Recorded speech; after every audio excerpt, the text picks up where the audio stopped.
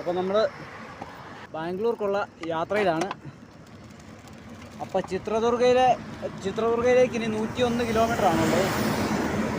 ചിത്രദുർഗ റൂട്ടിൽ നമുക്ക് ബാംഗ്ലൂരിലെത്താമെന്നാണ് വിചാരിക്കുന്നത്.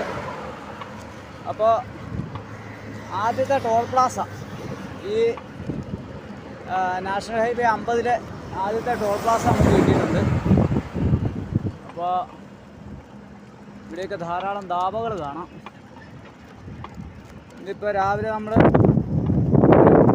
കൂലി കഴിഞ്ഞിട്ട് ചവിട്ടാൻ തുടങ്ങിയിട്ട് കുറേ നേരമായി. ഏകദേശം 26 കിലോമീറ്റർ സൈറ്റ് ചവിട്ടിയിട്ടുണ്ട്. ഇത് ഒരു വാശിപ്പുള്ള റോഡായിരുന്നു.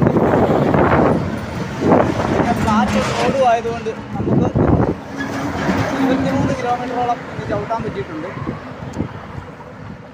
ഹംപിയിൽ നിന്ന് 4 കിലോമീറ്റർ മാറിയുള്ള സ്ഥലത്താണ് നമ്മൾ താമസിച്ചത്. അപ്പോൾ അത്യാവശ്യം നല്ല സ്പീഡിലാണ് നമ്മൾ പൊയ്ക്കൊണ്ടിരിക്കുന്നത്. ഈ ഭാഗത്ത് മുഴുവൻ കരിമ്പ് കൃഷിയും പശു വളർത്തലും നെൽകൃഷിയുമൊക്കെയാണ്. എല്ലായിടത്തും നെല്ലുണങ്ങാൻ വേണ്ടി വഴിയുടെ സൈഡിലിട്ടിരിക്കുന്നത് കാണാം. അത് ഈ കട്ട് റോഡിലാണ് ഇട്ടിരിക്കുന്നത്. നമ്മുടെ നാഷണൽ ഹൈവേയുടെ സൈഡിലാണ് ഇട്ടിരിക്കുന്നത്. അതുപോലെ തന്നെ ചോളത്തിൻ്റെയൊക്കെ കൃഷി കഴിഞ്ഞ ശേഷം പശുവിന് അതിൻ്റെ ഇല കൊടുക്കാൻ വേണ്ടി മുറിച്ച് വെച്ചിരിക്കുന്നതെല്ലാം കാണാൻ പറ്റും. അപ്പം നമ്മൾ ഇങ്ങനെ NH50 യാത്ര ചെയ്തുകൊണ്ടിരിക്കുകയാണ്.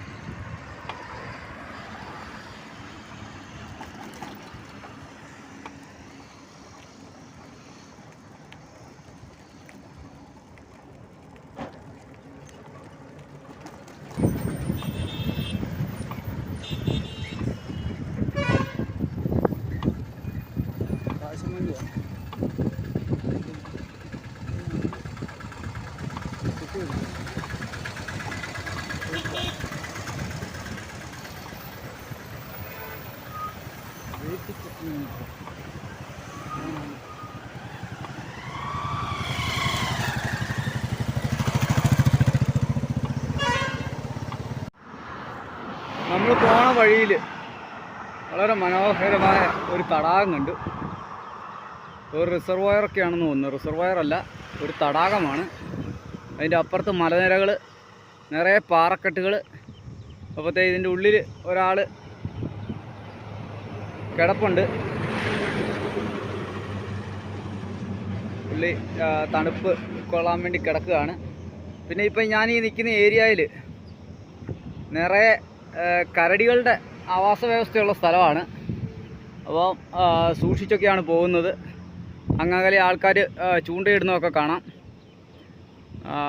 കരടികൾ ധാരാളമുള്ള സ്ഥലമാണ്. കാരണം ഇവിടെ കരടികളുണ്ടെന്നുള്ള ബോർഡ് കുറേ സമയമായിട്ട് കാണുന്നുണ്ട്.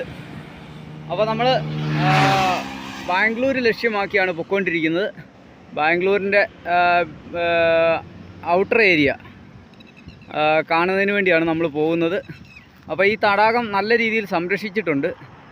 ഇത് മഴക്കാലത്ത് ഇങ്ങ് അറ്റം വരെ വെള്ളം കയറി വരുന്ന സ്ഥലങ്ങളാണ്. നദിയുടെ സൈഡ് ഭാഗങ്ങളാണ്. അപ്പോൾ ഈ കാഴ്ചകളൊക്കെ കണ്ട് നമ്മൾ പതിയെ മുന്നോട്ട് പോവുകയാണ്. നിറയെ ബൊഗൈൻവില്ല നിറയെ വെച്ചിരിക്കുന്ന സ്ഥലങ്ങളൊക്കെ കണ്ടാണ് നമ്മൾ പോകുന്നത്. ഇനി ഹെവി വെഹിക്കിൾ കൂടുതൽ കയറി വരുന്നുണ്ട്. അതുകൊണ്ട് വളരെ സൂക്ഷിച്ചാണ് ഞാൻ പോയിക്കൊണ്ടിരിക്കുന്നത്. അപ്പോൾ ശരി, നമ്മുടെ യാത്ര തുടരുകയാണ്. ഹലോ, നമസ്കാരം. ജോപ്പൻ്റെ യാത്രയുടെ പുതിയ അധ്യായത്തിലേക്ക് ഏവർക്കും സ്വാഗതം.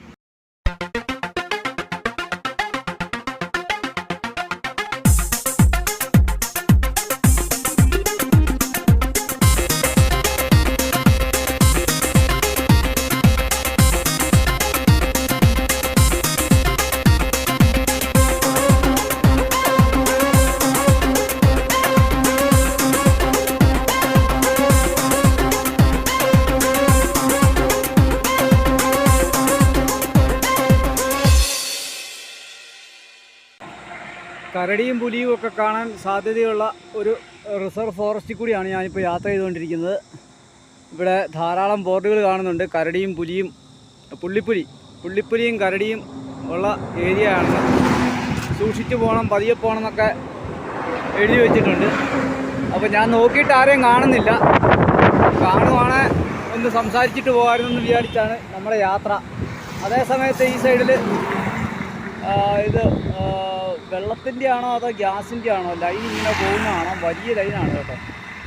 ഗ്യാസിൻ്റെ അല്ല, വെള്ളത്തിൻ്റെ ലൈനാണ്. ഇവിടെ പ്രഷർ വാൽവ് വെച്ചിട്ടുണ്ട്. അപ്പോൾ വെള്ളത്തിൻ്റെ ലൈനാണ് ഇത്. വേറെ ഏതോ പ്രദേശത്തുനിന്ന് ഇങ്ങോട്ട് വലിയൊരു പദ്ധതി പ്രകാരം കൊണ്ടുപോകുന്ന ലൈനാണ്. ചെറിയ ലൈൻ നേരത്തെ ഉണ്ടായിരുന്നു, പക്ഷേ ഇപ്പോൾ അത് വലിയ ലൈൻ ആക്കിയിരിക്കുകയാണ്. അതായത് ഇരുമ്പ് പൈപ്പിനെ സിമെൻറ്റ് കൊണ്ട് പൊതിഞ്ഞാണ് അത് ചെയ്തിരിക്കുന്നത്. ആ സമയത്ത് തന്നെ നമ്മൾ ഈ സൈഡും കൂടി ശ്രദ്ധിക്കണം, അല്ലെങ്കിൽ ഇവർ പറഞ്ഞ പോലെ വല്ല ആൾക്കാരുമൊക്കെ നമ്മളെ ആക്രമിക്കാൻ വന്നാലോ. പാറക്കെട്ടുകളാണ് കേട്ടോ. പാറക്കെട്ടുകൾക്കിടയിൽ അവിടെ ഇവിടെയൊക്കെയാണ് വരണ്ട ഒരു മരുഭൂമി പോലത്തെ കാടുകളാണ്. അവിടെയും ഇവിടെയൊക്കെ മരങ്ങളിങ്ങനെ നിറയെ മരങ്ങളുള്ള ഒരു കാടല്ല, കുറച്ച് മരങ്ങൾ. പാറയുടെ ഇടയിൽ മണ്ണുള്ള ഭാഗങ്ങളിലെല്ലാം മരങ്ങളുണ്ട്. അപ്പോൾ ആ കാഴ്ചകളൊക്കെ കണ്ട് നമ്മളിങ്ങനെ മുമ്പോട്ട് പോവുകയാണ്. ഇതുവരെ ഒരു കരടിയെ പോലും കണ്ടില്ല, അതിൻ്റെ ഒരു സങ്കടമുണ്ട്. അപ്പോൾ ശരി, യാത്ര തുടരുകയാണ്. ഇത് എൻ്റെ പുറകിൽ ഇവിടെ ഒരു കാറ്റാടി കറങ്ങുന്നതാണ്. ഇവിടെ ഈ ഗ്രാമങ്ങളിൽ മുഴുവൻ ഒറ്റപ്പെട്ട ഗ്രാമങ്ങളാണ്. അതായത് 10-30 കിലോമീറ്റർ കഴിഞ്ഞാലേ ഉള്ളൂ ഒരു ഗ്രാമം കിട്ടത്തുള്ളൂ. അപ്പോൾ ആ ഗ്രാമങ്ങളിലെല്ലാം വൈദ്യുതി കൊടുക്കുന്നത് ഈ കാറ്റാടികളിൽ നിന്നാണ്. കാറ്റാടി വിൻഡ് മില്ല് സിസ്റ്റം വെച്ചിട്ടാണ് ഈ ലൈനെല്ലാം പോകുന്നത്. ഈ ഒറ്റപ്പെട്ട ഗ്രാമങ്ങൾക്ക് വൈദ്യുതി കൊടുക്കുന്നത് എല്ലാം ഈ കാറ്റാടിയിൽ നിന്നാണ്. അപ്പോൾ നിറയെ കാറ്റാടി വിൻഡ് മില്ലുകൾ ഇവിടെ ധാരാളം കാണാൻ പറ്റും. കാറ്റാടി പാടം തന്നെയാണ്. പാടം പറയാൻ പറ്റിയല്ല, അത് അങ്ങനെ പറയാൻ പറ്റില്ല. കാരണം അവിടെ ഇവിടെയൊക്കെ ഓരോന്ന് നിർത്തിക്കൊണ്ടാണ് ഇവർ ഈ കറണ്ട് ഉൽപ്പാദിപ്പിക്കുന്നത്. അപ്പോൾ ഈ ഗ്രാമങ്ങളിലുള്ളവർക്കെല്ലാം അവിടുത്തെ എന്താവശ്യത്തിനും ഫാക്ടറികൾ വരെ വർക്ക് ചെയ്യുന്നത് ഈ കാറ്റാടിയിൽ പാടത്തു നിന്നുള്ള ഈ കറണ്ട് ഉപയോഗിച്ചാണ്. പക്ഷേ എനിക്കൊരു സംശയം, നമ്മുടെ നാട്ടിൽ മാത്രം ഈ സംഭവം എന്താണ് പ്രാവർത്തികമല്ലാത്തതെന്നാണ് വിചാരിക്കുന്നത്. ഇടുക്കി പോലുള്ളത്, വയനാട് പോലുള്ളത്, മലപ്പുറം, കോഴിക്കോട്, അതുപോലെ തന്നെ നമ്മുടെ കടൽത്തീരത്ത് പോയിട്ട് പിന്നെ ഉപ്പുരസത്തിൻ്റെ ഇത് ആണെങ്കിലും ഉണ്ടെന്ന് വെക്കാം. മറ്റ് സ്ഥലങ്ങളൊക്കെ ഉണ്ടല്ലോ നന്നായിട്ട് കാറ്റടിക്കുന്ന, ഇതിലും നന്നായിട്ട് കാറ്റടിക്കുന്ന സ്ഥലങ്ങളുണ്ട്. ഇത് ഒരു ചെറിയ കാറ്റേ ഉള്ളൂ. ഇത് കണ്ടോ, ഈ മരം ആടുന്നുണ്ടോ? ഇത്രയും കാറ്റേ ഉള്ളൂ. ഈ കാറ്റത്താണ് ആ കാറ്റാടി ആടിക്കൊണ്ടിരിക്കുന്നത്, അതിൽ നിന്ന് കറണ്ട് ഉണ്ടാക്കിക്കൊണ്ടിരിക്കുന്നത്. നമ്മളൊക്കെ എന്നിട്ട് നമ്പർ വൺ എന്നും പറഞ്ഞുകൊണ്ടിരിക്കുക. എന്ത് നമ്പർ 1? ഒരു നമ്പർ 1ഉം ഇല്ല. പോയിൻ്റ് നമ്പർ 1 പോലും ഇല്ല. ഒരു പോയിൻ്റ് ഇട്ടിട്ട് ഒന്നും ഇടാനുള്ള യോഗ്യത പോലും ഇല്ല. പക്ഷെ പറയും നമ്പർ 1 ആണ്. അപ്പം ഞാൻ ഇന്നലെ കിടന്നത് NH50 സമീപത്തുള്ള ഈ പമ്പിലാണ്. ഇന്ത്യൻ ഓയിലിൻ്റെ പമ്പാണ്. അപ്പോൾ ഇവിടെ രാവിലെ സൂര്യോദയമൊക്കെ കണ്ട് കാറ്റാടിപ്പാടത്തിൻ്റെ സൈഡിലൂടെ ഉള്ള യാത്ര ആരംഭിക്കുകയാണ്. ഇന്ന് ഏകദേശം 70 കിലോമീറ്ററോളം യാത്ര ചെയ്യണമെന്നാണ് ആഗ്രഹിക്കുന്നത്. ഇവിടെയൊക്കെ അങ്ങോട്ട് ആ കാണുന്ന ഭാഗത്തെല്ലാം ഇത് റിസർവ് ഫോറസ്റ്റാണ്. കുറച്ച് ഭാഗം കഴിഞ്ഞാൽ റിസർവ് ഫോറസ്റ്റാണ്. അവിടെയൊക്കെ നമ്മൾ ലെപ്പേഡിനെയും കരടീനെയൊക്കെ ഉള്ള ഏരിയയാണ്.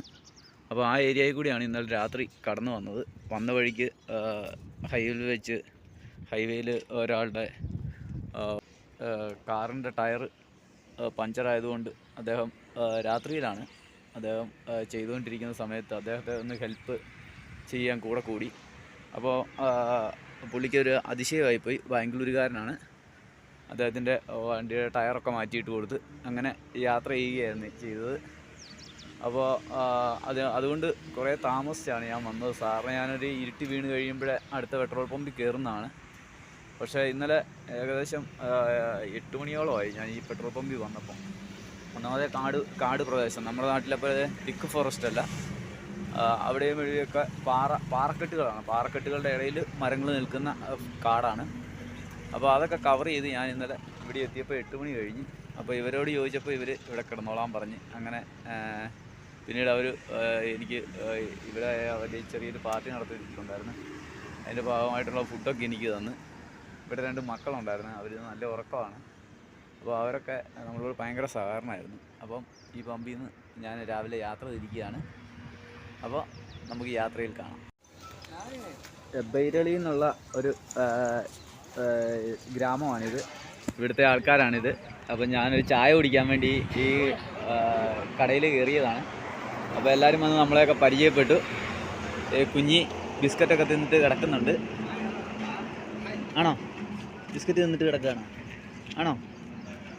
ഇവിടെ അണ്ണന്മാരൊക്കെ മക്കളൊക്കെ വന്ന് നിൽപ്പുണ്ട്. അവരെല്ലാം രാവിലെ കുഞ്ഞിനെ കാണാൻ വേണ്ടി വന്നതാണ്. ഇവിടെ അന്നേരം കല്യാണ പരിപാടിക്ക് വേണ്ടി, പാർട്ടിക്ക് വേണ്ടി സെറ്റൊക്കെ കയറ്റുന്ന കമ്പനിയാണിത്. കല്യാണ പരിപാടികൾക്കൊക്കെ മാര്യേജ് ഡെക്കറേഷനൊക്കെ ചെയ്യുന്ന കമ്പനിയാണ്. അപ്പോഴത്തെ അവർ സാധനങ്ങളെല്ലാം ലോഡ് ചെയ്തുകൊണ്ടിരിക്കുകയാണ്. അപ്പം ഞാനും കുഞ്ഞിയും കൂടി ചിത്രദുർഗയിലോട്ടുള്ള യാത്ര തുടരുകയാണ്. ഇതുണ്ടോ, നമ്മൾ ഹൈവേയിലൂടെ വരുമ്പം കാണുന്ന ഗ്രാമങ്ങളാണ്. ഗ്രാമത്തിന് നടുവിലൊരു അമ്പലമുണ്ട്. അപ്പോൾ മനോഹരമായൊരു ഗ്രാമക്കാഴ്ചയാണ് നമുക്ക് കാണുന്നത്. 10-200 വീടുകളുള്ള ഒരു ചെറിയ ഗ്രാമം. ആ ഗ്രാമത്തിൻ്റെ കൃഷിസ്ഥലങ്ങളാണ് ചുറ്റും. ആ സൈഡിൽ വലിയ തടാകമൊക്കെ ഉണ്ട്. ഈ മലയുടെ അടിവാരങ്ങളിലെല്ലാം നമുക്ക് തടാകങ്ങൾ കാണാൻ പറ്റും. ഞാനിപ്പോൾ ഒരു തടാകത്തിൻ്റെ സൈഡിലാണ് നിൽക്കുന്നത്. ഇവിടെ തെങ്ങ് കൃഷി, കവുങ്ങ് കൃഷിയൊക്കെയാണ് കൂടുതലും ഉള്ളത്. ഇടയ്ക്ക് പൂക്കൃഷികളുമുണ്ട്. അപ്പോൾ ഈ കാഴ്ചകളൊക്കെ കണ്ട്, ബൈക്കിൽ കാണുന്ന കാറ്റാടിപ്പാടത്തിൽ നിന്നാണ് ഇങ്ങോട്ട് കറണ്ട് വരുന്നത്. ഈ കാഴ്ചകളൊക്കെ കണ്ട് ഞാൻ NH50 യാത്ര ചെയ്തുകൊണ്ടിരിക്കുകയാണ്. ഇത് ഹംപി ചിത്രദുർഗ ഹൈവേ ആണ്. അപ്പോൾ ഈ ഹൈവേയിലൂടെ ഇനി ഒരു 20 കിലോമീറ്റർ പോയാൽ നമുക്ക് ചിത്രദുർഗ എത്താം. ഇപ്പോൾ ഏകദേശം 1 മണിയായി. വൈകുന്നേരത്തോടെ നമുക്ക് അവിടെ എത്താമെന്നാണ് പ്രതീക്ഷിക്കുന്നത്. അപ്പോൾ രാവിലെ തൊട്ട് ഒരു 28 കിലോമീറ്റർ ഇപ്പോൾ ചവിട്ടിയിട്ടുണ്ട്. അതിനിടയ്ക്ക് 2 പ്രാവശ്യം റെസ്റ്റ് ചെയ്തു. ഇനി അങ്ങോട്ട് ഇച്ചിരി ബുദ്ധിമുട്ടായിരിക്കും, എന്നാലും സാരമില്ല. കാരണം ഉച്ച കഴിയുമ്പോഴത്തേനും വെയിലിന് ചൂട് കൂടുതലാണ്. അതുകൊണ്ട് നമുക്ക് ചവിട്ടാനുള്ള ഒരു ചെറിയ ബുദ്ധിമുട്ടുണ്ട്. എന്നാലും സാരമില്ല. ഒരു 48 കിലോമീറ്റർ ഇന്ന്, 58 കിലോമീറ്റർ ഇന്ന് കവർ ചെയ്യാമെന്നാണ് വിചാരിക്കുന്നത്. അപ്പോൾ നമ്മളിങ്ങനെ ഗ്രാമക്കാഴ്ചകളൊക്കെ കണ്ട് മുന്നോട്ട് പോവുകയാണ്. ചിത്രദുർഗ കോട്ട കാണാൻ വേണ്ടിയാണ് നമ്മൾ പോകുന്നത്. അപ്പോൾ നിറയെ കാറ്റാടിപ്പാടങ്ങൾ നിറഞ്ഞ മലനിരകളുടെ ഇടയിലൂടെ ഈ NH50 നമ്മൾ യാത്ര തുടരുകയാണ്. നല്ലൊരു ഘാട്ട് ഇറങ്ങിക്കൊണ്ടിരിക്കുകയാണ്. അപ്പോൾ ഹൈവേ ആയതുകൊണ്ട് ഘാട്ടുകളൊക്കെ നമുക്ക് ചവിട്ടി കയറ്റി പോകാൻ പറ്റുന്നുണ്ട്. അതുകൊണ്ട് നമുക്ക് നല്ല സ്പീഡിൽ തന്നെ വരാൻ പറ്റുന്നുണ്ട്. ഇനിയൊരു 20 കിലോമീറ്ററാണ് ചിത്രദുർഗയ്ക്കുള്ളത്. അപ്പോൾ നമ്മുടെ യാത്ര ഒരു ഘാട്ട് ഇറങ്ങി പൊയ്ക്കൊണ്ടിരിക്കുകയാണ്. വളരെ മനോഹരമായ പ്രകൃതിയാണ് ഇവിടെയുള്ളത്. എൻ്റെ ചുറ്റുവട്ടം മുഴുവൻ കാറ്റാടിപ്പാടങ്ങളാണ്. വലത്തുവശം മുഴുവൻ തെങ്ങും തോപ്പുകളും കവുങ്ങും തോപ്പുകളും. ഇടത്തുവശത്ത് പുതിയ പുതിയ കവുങ്ങും തോപ്പുകൾ വെച്ച് പിടിപ്പിച്ചിരിക്കുന്നത് കാണാം. അതുപോലെ തന്നെ കൂടുതലും ചോളത്തിൻ്റെ കൃഷിയാണ് ഇവിടെയുള്ളത്. ഇപ്പോൾ ചോളത്തിൻ്റെ സീസണാണ്. അതുകൊണ്ട് വരുന്ന വഴിയിലൊക്കെ ധാരാളം സ്ഥലങ്ങളിൽ ചോളം ഉണക്കാനിട്ടിരിക്കുന്നത് കണ്ടു. അപ്പോൾ ആ കാഴ്ചകളൊക്കെ കണ്ട് നമ്മൾ പതിയെ താഴോട്ട് പൊയ്ക്കൊണ്ടിരിക്കുകയാണ്.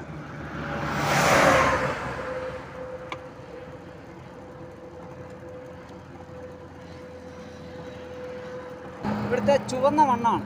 അതുകൊണ്ട് ഇത് പറന്ന് കഴിയുമ്പോഴത്തേക്കും വഴി സൈഡ് മുഴുവൻ ചുവപ്പ് കളറാണ്. ഇത് കണ്ടോ, കാഴ്ച നിങ്ങളൊന്ന് കണ്ടു നോക്ക്. വിശാലമായ കൃഷിപ്പാടങ്ങൾ, നിറച്ച് പൂക്കൃഷി. ഓരോ പാടത്തും പൂക്കൃഷിയാണ്. അതുപോലെ തന്നെ അങ്ങറ്റത്ത് അവർ പുതിയ കൃഷികൾ നടത്തുന്നുണ്ട്. അതെല്ലാം പൂക്കൃഷി തന്നെയാണ്. ഈ ഭാഗങ്ങളിലെല്ലാം പൂക്കൃഷി സ്റ്റാർട്ടായിട്ടുണ്ട്. അതുപോലെ തന്നെ തക്കാളിത്തോട്ടങ്ങളാണ് കൂടുതലും.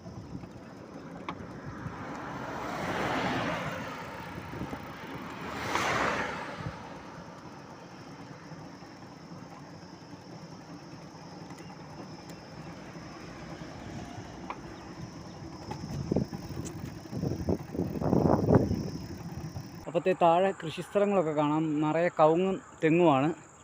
തെങ്ങിൻ്റെ ഇടയിലെല്ലാം കവുങ്ങ് കൃഷി കാണാം. അപ്പോൾ അങ്ങ് അകലെ ആട് മേയ്ക്കുന്ന ഇടയന്മാരെയൊക്കെ കാണാൻ പറ്റും. ഇവിടെ നിറയെ ആടുകളൊക്കെ നടക്കുന്നുണ്ട്. രണ്ട് സൈഡും കവുങ്ങ് കൃഷിയും തെങ്ങ് കൃഷിയാണ്. ചിത്രദുർഗയുടെ പ്രത്യേകത തന്നെ കവുങ്ങാണ്. ഉണ്ട്, ഈ ഹൈവേയിലൂടെയാണ് ഞാൻ വന്നത്, ഈ ഫ്ലൈ ഓവറിലൂടെയാണ് വന്നത്. ഇത് മാംഗ്ലൂർ പോകുന്ന റോഡാണ്, മാംഗ്ലൂർക്കുള്ള ഹൈവേ ആണ്. ചിത്രദുർഗ ടൗണാണ് എൻ്റെ ഫ്രണ്ടിൽ കാണുന്നത്. അപ്പോൾ ആ മലയുടെ മുകളിലുള്ള ഫോർട്ട് കാണാൻ വേണ്ടിയാണ് ഞാൻ പോകുന്നത്. ആ മലകളുടെ ഏതോ മലയുടെ മുകളിലാണ് ഫോർട്ട്. അപ്പോൾ ഇന്നിവിടെ തങ്ങിയിട്ട് നാളെ രാവിലെ പോയി ഫോർട്ടൊക്കെ കണ്ട് ഇവിടുന്ന് അടുത്ത ഡെസ്റ്റിനേഷൻ തപ്പിയെടുക്കണം. എന്നിട്ട് അങ്ങോട്ട് യാത്ര ചെയ്യാമെന്നാണ് വിചാരിക്കുന്നത്. അപ്പോൾ ശരി, നമ്മുടെ യാത്ര തുടരുകയാണ്. അപ്പോൾ നമ്മൾ ചിത്രദുർഗ ടൗണിലോട്ട് പ്രവേശിക്കുകയാണ്. അതിൻ്റെ കവാടമാണിത്. ഈ ടൗണിൻ്റെ ഉള്ളിലെവിടെയോ ആണ് കോട്ട. ഇനിയൊരു 2.5 കിലോമീറ്ററാണ് കാണിക്കുന്നത്. അപ്പോൾ നമ്മൾ ടൗണിൻ്റെ ഉള്ളിലോട്ട് പ്രവേശിക്കുകയാണ്. വളരെ മനോഹരമായ രീതിയിൽ നിർമ്മിച്ചിരിക്കുന്ന ഒരു ടൗണാണ് ചിത്രദുർഗ. ഇതാണ് അതിൻ്റെ ഒരു കവാടം. കവാടം മാത്രമല്ല, ഒരു ഹൈവേ കൂടിയാണ്. മേലിൽ കൂടെ ഹൈവേ പോകുന്നു. താഴെ ഒരു കവാടം എന്ന കണക്ക് ഹൈവേയുടെ ഫ്ലൈ ഓവർ നിൽക്കുകയാണ്. അപ്പോൾ നമ്മൾ നേരെ ടൗണിലോട്ട് കയറുകയാണ്. ഈ റൂട്ട് തന്നെയാണ് കാണിക്കുന്നത്. ഏതായാലും പോയി നോക്കാം.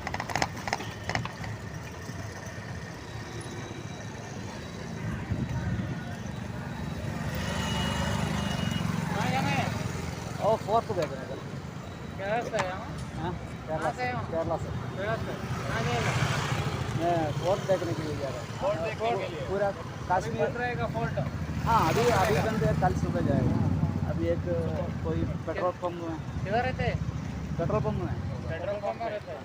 अभी क्या कश्मीर जा रहा है क्या? केरला से. हाँ जी. केरला में कौन सा डिस्ट्रिक्ट? कोटायम. कोटायम. कितना दिन हुआ था केरला से? केरला पूरा घूमने के लिए 6 महीना हो गया. अभी इधर आके 1 तारीख में मैंगलोर में आया. ट्रैवल किया था? नहीं, स्ट्रेट ट्रैवलिंग नहीं है, हर स्टेट देख के जाता है. कितना स्टेट? अभी second Karnataka. Second. First Kerala पूरा हो गया. Okay okay sir, thank you sir.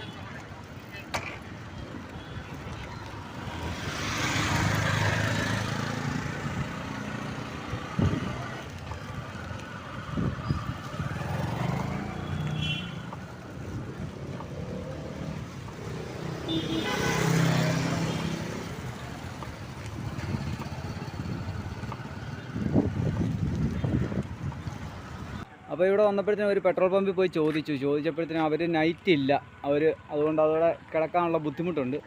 അപ്പോഴത്തെ ഇവർ 2 പേര് എന്നെ ഹെൽപ്പ് ചെയ്യാൻ വേണ്ടി മുമ്പോട്ട് വന്ന ആൾക്കാരാണ്. Your name please? വിരേഷ്. आपका? സബിയുള്ള. അപ്പോഴത്തെ ഇവർ രണ്ടും, അതുകൂടാതെ വേറൊരു ഇക്കായും കൂടി ഉണ്ടായിരുന്നു. ഓ ദൂസര ആദ്മി കാ നാം ക്യാ ഹൈ? ഓ ദാടി ഷെഫിയുള്ള. ആ ഷെഫിയുള്ള എന്നുള്ള ഒരാൾ കൂടി ഉണ്ടായിരുന്നു. അപ്പോൾ ഇവർ രണ്ടും കൂടെ ഇപ്പോൾ എന്നെ ഈ ഹോസ്പിറ്റലിൻ്റെ അടുത്ത്, ചിത്രദുർഗ മൾട്ടി സ്പെഷ്യാലിറ്റി ഹോസ്പിറ്റലിൻ്റെ മുമ്പിലുള്ള ഒരു ഹോട്ടലാണ്. ഇതിപ്പം നടത്തുന്നില്ല. ഇതാണ് ഹോട്ടൽ.